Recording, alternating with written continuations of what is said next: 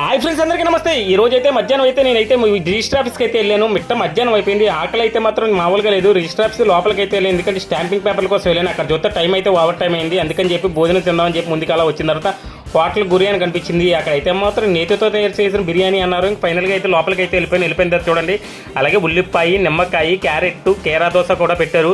కేరా దోశకి ఎందుకు పెట్టారు నాకైతే అర్థం కాలేదు. సర్లే అని చెప్పి అయితే మాత్రం అయితే తీసుకున్న తర్వాత చూడండి, బిర్యానీ 150 రూపాయలు నేతి బిర్యానీ అంట. ఫ్రై పీసులు అయితే 3 అయితే వేసారు, అలాగే దమ్ పీస్ కూడా ఒకటి వేసారు. నాకు ఎందుకంటే ఫ్రై పీస్ కన్నా దమ్ పీస్ అంటేనే ఇష్టం నాకు. ఫైనల్గా చూడండి, కోడి గెలుగుతుంది ఆవిడ అయితే మాత్రం. ఎందుకు అంత గెలుగుతామో నాకు అర్థం కావట్లేదు. గెలికి లోపల పీస్ అయితే బయట లాగింది. మరి నేనైతే ఫుడ్ అయితే తినడం అయితే మొదలు పెట్టాను. ముందుగా అయితే పెట్టుకున్న తర్వాత అలా తింటుంటే పర్వాలేదు, యావరేజ్ కాకపోయినా పర్వాలేదు, బాగానే ఉంది. నెక్స్ట్ అయితే తినడం మొదలు పెట్టేసాను, ఎందుకంటే ఆరాటంతో ఉన్నాను కాబట్టి ఆగట్లేదు. ఇంకా అలాగే తీసుకున్న ఫ్రై పీస్ అయితే అలా నోట్లో పెట్టుకున్నాను. ముక్క అయితే బాగానే ఉంది, పర్వాలేదు. బిర్యానీ అయితే బాగానే ఉంది, అంత తీసేయాల్సిన అవసరం లేదు. అలాగే దమ్ పీస్ కూడా తింటూ ఉన్నాను, ఎందుకంటే మధ్యాహ్నం తర్వాత ఆకలి అయితే మాత్రం నేను ఏమాత్రం ఆకలేను. ఎందుకంటే ఎక్కడైనా సరే దడదలు ఆడిచేయాల్సిందే. ముందుగా బిర్యానీకే ఎక్కువ ప్రిఫరెన్స్ ఇస్తాను, ఎందుకంటే వైట్ రైస్కి అయితే నేనైతే ఇవ్వలేను, ఎందుకంటే మనం ఆరాటం అప్పలైంది కాబట్టి.